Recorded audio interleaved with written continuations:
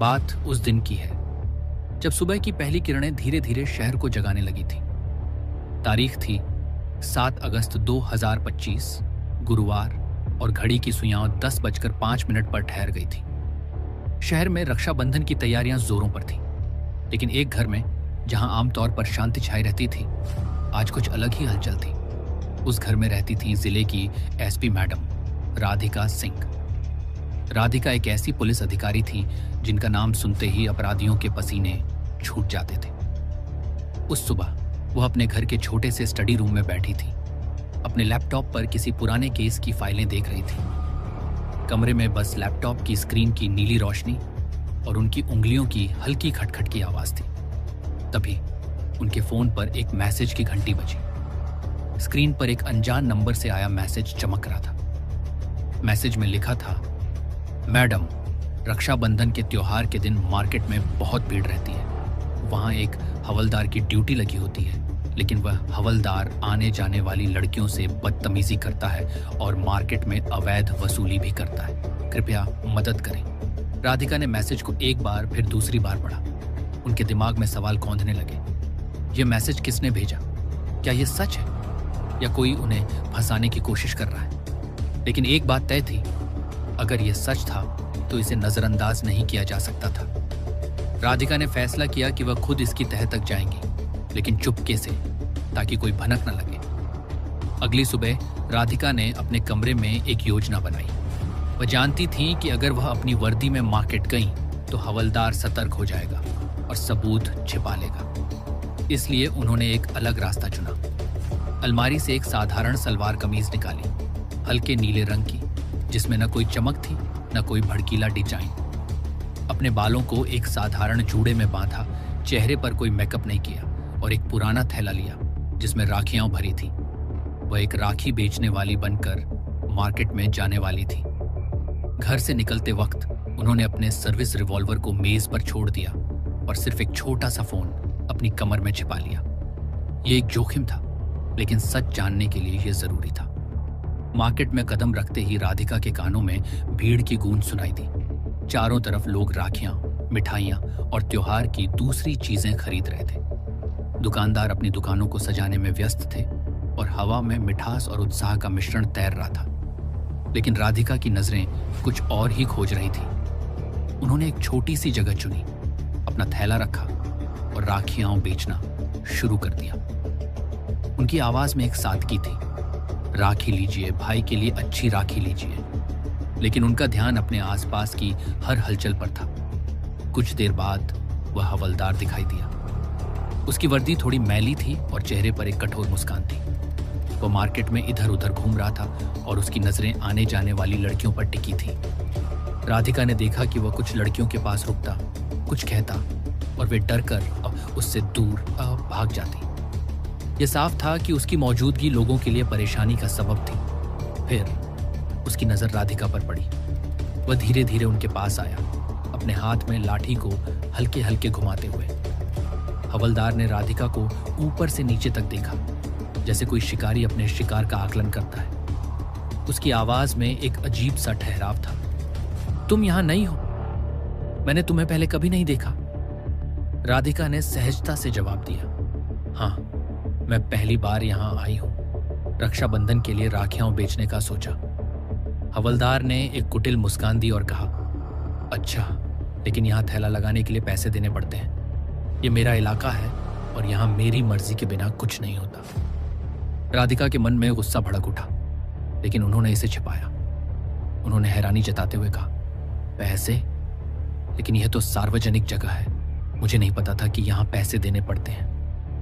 हवलदार का चेहरा सख्त हो गया।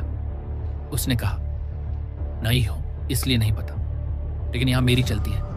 या तो पैसे दो या थैला उठाओ और चली जाओ। राधिका ने दृढ़ता से कहा, मैं पैसे नहीं दूंगी, यह गलत है। उनकी आवाज में एक अजीब सा वजन था, जैसे कोई चेतावनी छिपी हो। लेकिन हवलदार ने इसे नजरअंदाज कर दिया। हवलदार का गुस्सा अब 7वें आसमान पर था। उसने कहा, बहुत अकड़ है तुझमें, देखता हूं तेरी अकड़ कैसे निकालता हूं। उसने अपना एक जूता निकाला और राधिका के मुंह पर दे मारा। भीड़ में एक सन्नाटा छा गया। राधिका ने खुद को संभाला और कहा, तुम एक पुलिस वाले होकर ऐसा कर रहे हो? यह शर्म की बात है। उनकी बात में दोहरा मतलब था। एक तो हवलदार की हरकत पर तंज और दूसरा अपनी असली पहचान का हल्का सा इशारा। लेकिन हवलदार ने इसे समझा नहीं। उसने और गुस्से में आकर दूसरा जूता निकाला और फिर से उनके मुंह पर मारा। इस बार राधिका का सिर एक पत्थर से टकराया और वह बेहोश होकर जमीन पर गिर पड़ी।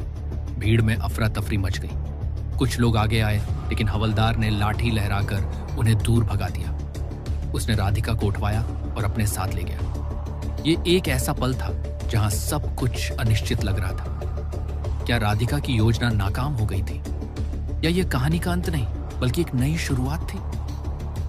जब राधिका को होश आया तो वह एक जेल की कोठरी में थी। उनके सिर में तेज दर्द था और चारों तरफ अंधेरा छाया था। कोठरी की दीवारें नम थीं और हवा में एक सड़ान भरी थी। तभी हवलदार उनके सामने आया। उसकी आंखों में एक विजेता की चमक थी।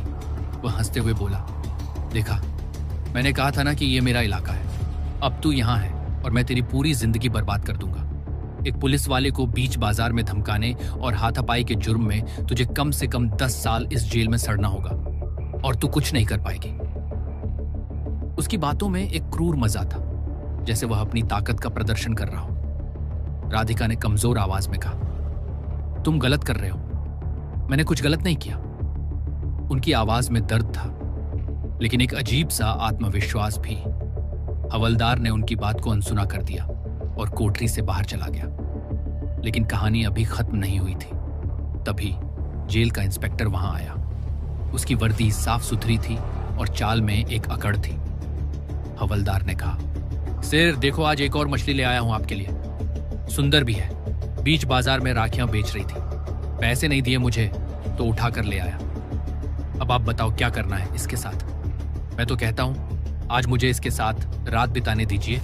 एक ही रात में इसकी हेकड़ी निकाल दूंगा। उसकी बातों में एक गंदी हंसी थी जो कोठरी की दीवारों से टकराकर गूंज रही थी। इंस्पेक्टर ने मुस्कुराते हुए कहा, क्यों नहीं, पहले देख तो लूं कि कैसी लड़की है। इंस्पेक्टर ने राधिका की ओर देखा और जैसे ही उसकी नजर उन पर पड़ी, उसके चेहरे का रंग उड़ गया। उसका ब्लड प्रेशर बढ़ गया और पसीना छूटने लगा। उसे पहचानने में एक पल भी नहीं लगा कि यह जिले की एसपी मैडम थी। उसने तुरंत हवलदार को एक जोरदार थप्पड़ मारा और राधिका को कोठरी से बाहर निकाला। फिर हाथ जोड़कर सलाम किया और माफी मांगने लगा। हवलदार ने हैरानी से पूछा, क्या हुआ सिर? आप इस लड़की को सलाम क्यों दे रहे हो? इंस्पेक्टर ने गुस्से में कहा, जिसे तू उठाकर यहां ले आया है वह जिले की एसपी मैडम है। यह सुनते ही हवलदार के पैरों तले जमीन खिसक गई। उसकी आंखें चौड़ी हो गईं और वह शौक में बेहोश होकर गिर पड़ा। थोड़ी देर बाद जब हवलदार को होश आया तो उसने राधिका के पैर पकड़ लिए और माफी मांगने लगा, लेकिन तब तक बहुत देर हो चुकी थी। राधिका ने पहले ही अपने फोन से सारी बात रिकॉर्ड कर ली थी और ऊपरी अधिकारियों को सूचना दे दी थी। कुछ ही घंटों में हवलदार और इंस्पेक्टर दोनों के सस्पेंशन लेटर पर उनके हस्ताक्षर हो चुके थे। मार्केट में अवैध वसूली और लड़कियों को छेड़ने के जुर्म में दोनों को 20 साल की सजा सुनाई गई। राधिका ने अपनी सूझबूझ और साहस से न सिर्फ भ्रष्टाचार को उजागर किया, बल्कि यह भी दिखाया कि सच्चाई और न्याय की राह पर चलने वाले कभी हार नहीं मानते। ये कहानी खत्म हुई, लेकिन इसके पीछे छिपा संदेश हमेशा जिंदा रहेगा। अंधेरे में भी एक रोशनी होती है जो सही वक्त पर सब कुछ साफ कर देती है। अगर आपको हमारी मेहनत और यह वीडियो पसंद आई तो एक लाइक जरूर करें। ऐसी और बढ़िया बढ़िया वीडियो देखने के लिए हमारे चैनल को करें सब्सक्राइब और कमेंट में बताइए आपको वीडियो कैसी लगी। मिलते हैं अगली वीडियो में, तब तक के लिए बाय।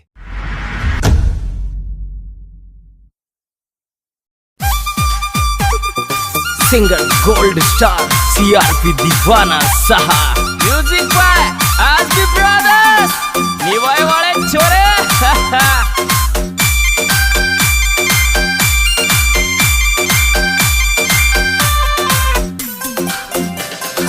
येरे येरे येरे येरे येरे येरे धीरे धीरे पेक बना पतली सी बैठ बना सके डावे।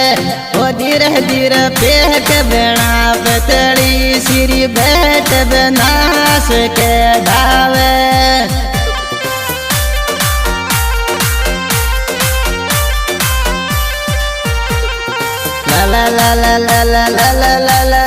धीरे धीरे पेक बना पतली श्री बैठ बनास के डावे।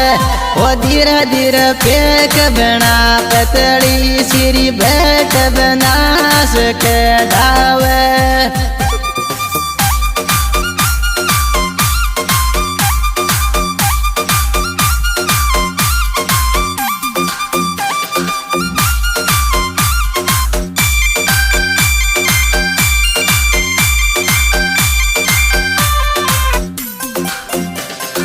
ये रे चोरी मन ये तेरो भरोसो को तो तू ही दिल तोड़ जागी के। यही तने दिल सो ज्यादा चायोरी तू ही दिल तोड़गी मारो।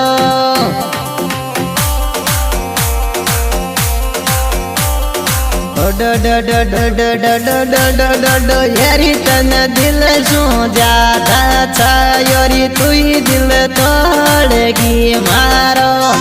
छोरी तन दिल सो ज्यादा चायोरी तू ही दिल तोड़गी मारो।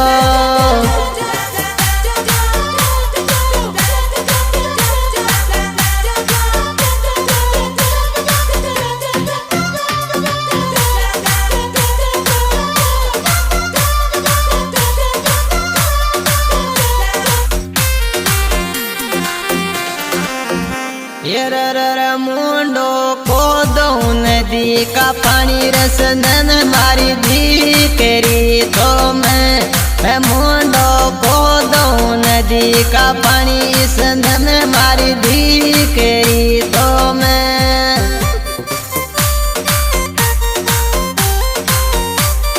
डो डो डो डो डो डो डो डो डो मुंडो को दो नदी का पानी सनन मारी दी केरी तो मैं। ओ मुंडो को दो नदी का पानी रसनन मारी दी केरी तो मैं।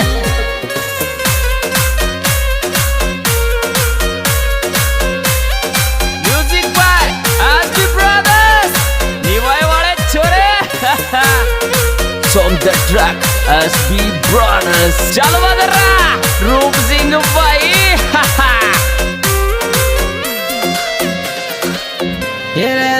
तारी रे चुन्नी कारी छूटी लाज शिव के झूलरिया खानो।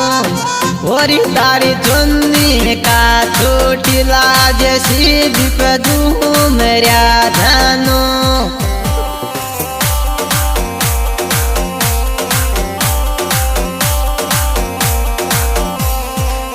डो डो डो डो डो डो डो डो डो डो डो येरी तारी चुन्नी का छोटी लाज शिव पदूलरिया खानो।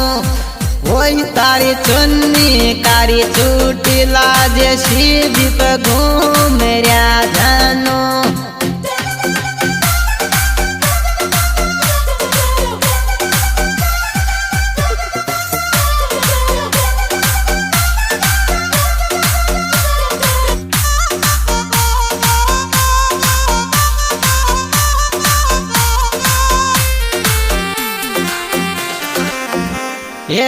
रे मोहब्बत रहेगी न दूरी मारी रे ध्यान खानों की।